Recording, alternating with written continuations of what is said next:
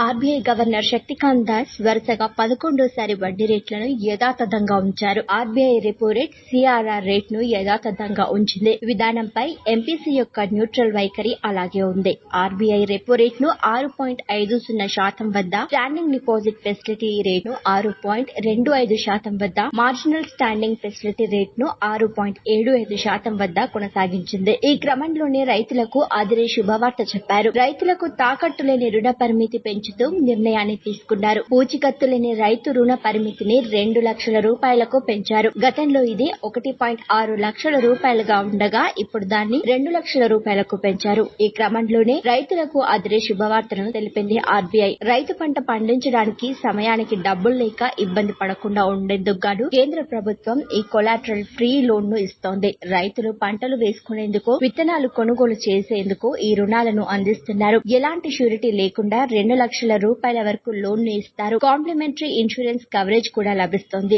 రైతులు నివసించే ప్రాంతంలోని ఉండే బ్యాంకుల్లో ఈ లోన్ పొందొచ్చు. అయితే దీనిపై బ్యాంకులను వడ్డీ రేటు మారుతోంది. కనీస వడ్డీ రేటు 7% మాత్రమే. ఇక వడ్డీపై 3% వరకు రాయితీ లభిస్తోంది. ఈ విధంగా చూస్తే రైతులు తీసుకున్న రుణంపై వడ్డీ రేటు కేవలం 4% మాత్రమే పడుతోంది. రైతులు లోన్ డబ్బుతో విత్తనాలు, ఎరువులు, వ్యవసాయానికి కావలసిన పరికరాలను కొనుక్కోవచ్చు. తమ పంటను నిల్వ చేసుకునేందుకు గిడ్డంగులను నిర్మించేందుకు కూడా రుణాలను ఇస్తున్నాయి బ్యాంకులు. మరిన్ని ట్రెండింగ్ వీడియోల కోసం న్యూస్ 18 తెలుగు యూట్యూబ్ ఛానల్ ను సబ్స్క్రైబ్ చేసుకోండి.